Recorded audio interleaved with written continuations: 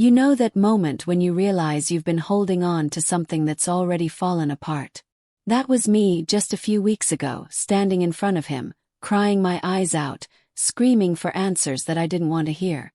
But what hurt more than his silence was how easily he gave up on us without even a second thought.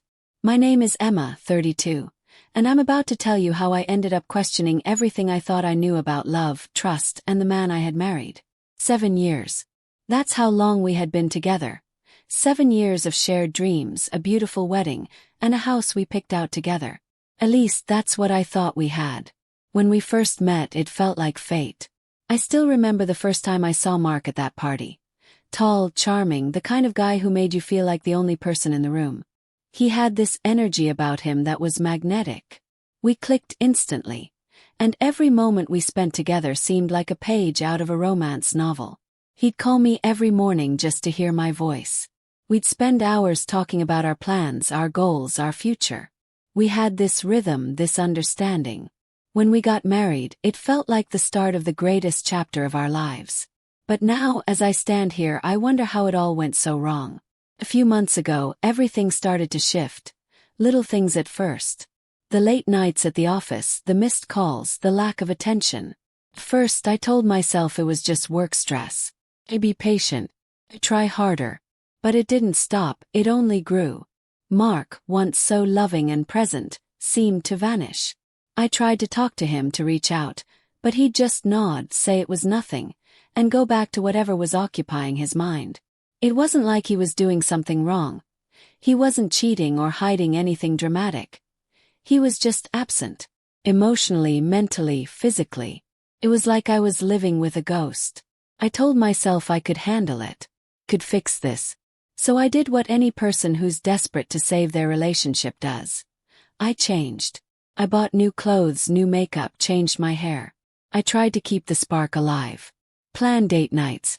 I took interest in his hobbies, even started pretending I cared about things that didn't matter to me, like fantasy football. I made dinner and even tried to learn to cook dishes I knew he liked, hoping he'd notice me again. But nothing worked. Then there was the night I knew something was seriously wrong. I had planned this amazing anniversary celebration.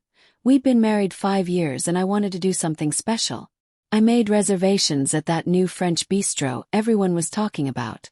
I got all dressed up, put on that red dress he used to love. I even had my hair done the way he liked it. But he didn't even notice.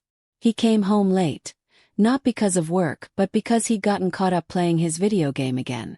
I tried to smile through it, but the hurt was overwhelming. "You look nice," he said, distracted, like he wasn't really seeing me. "We need to hurry, the reservation's in 30 minutes. I was crushed.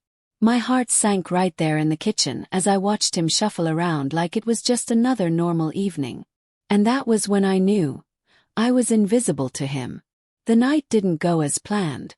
We ate in silence, the dim light of the restaurant making it feel like I was the only one in the room. Every time I tried to talk, he just nodded or gave short answers. He didn't ask about my day. Didn't comment on how beautiful the restaurant was. Nothing. I cried quietly into my wine, pretending I was fine, while deep down I was breaking. That was the moment I knew I couldn't keep doing this. I couldn't keep pretending. So I did something I never thought I'd do. I went to therapy. Alone. I told Mark nothing. I needed someone to talk to. Someone who would help me sort through the mess that had become my life. I started seeing Dr. Harper. She was kind, insightful, and listened to everything I had to say. After a few weeks, she suggested something that scared me. Couples therapy. First I laughed it off. "What's the point?" said. "It's over." But Dr. Harper insisted I bring Mark in for a session, and so I agreed. The day of our first couple session arrived, and I was a mess. I spent the entire morning rehearsing my speech, preparing for the moment I would finally tell Mark the truth. I wasn't happy. I was done. I deserved more than this. When we got to Dr. Harper's office, Mark was, as usual, distracted. I could see him checking his phone, avoiding eye contact, as if he wasn't even invested in this. I sat across from him, my heart pounding in my chest, the words barely leaving my lips. "Mark, I want a divorce," I finally said, voice shaky but firm. He looked at me, his expression cold, like I had just told him I wanted to order pizza for dinner. He didn't blink. Didn't react. For a moment I thought I had imagined it. This couldn't be real. Dr. Harper, sensing the tension, tried to break the silence. "Mark, how do you feel about what Emma just said?" And that's when he said it. "I'll be gone by morning." Just like that. Like it was nothing. Like I was nothing. No anger. No plea for me to reconsider. No fight. Just done. I wanted to scream. I wanted to throw something. To make him see how badly he'd hurt me. "Don't you care?" Cried out. "You're just going to leave. After everything." He didn't flinch. He didn't even look guilty.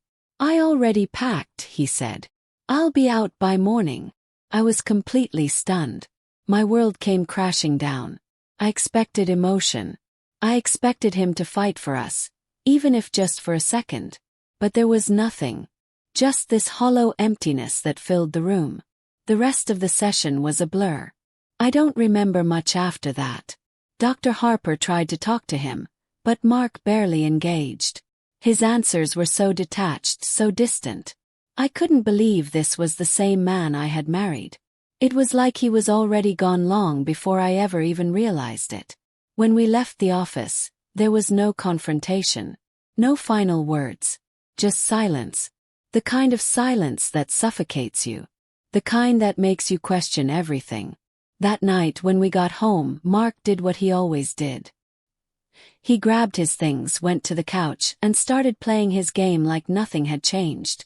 I was standing in the doorway, watching him, heartbroken, confused, and furious. I tried to talk to him one last time. "Mark, please, can we talk about this?" Yes. My voice was shaking, but I was determined to have one last conversation. His response was simple.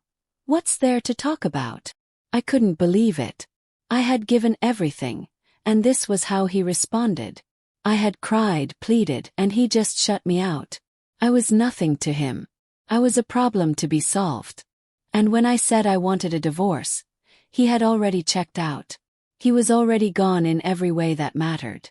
By the time morning came, he was gone, just like he said. All his things were packed, and he had already moved into a new place. No drama. No fight. No emotional farewell.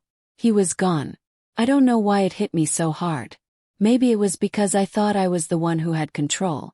But Mark, he had already let go.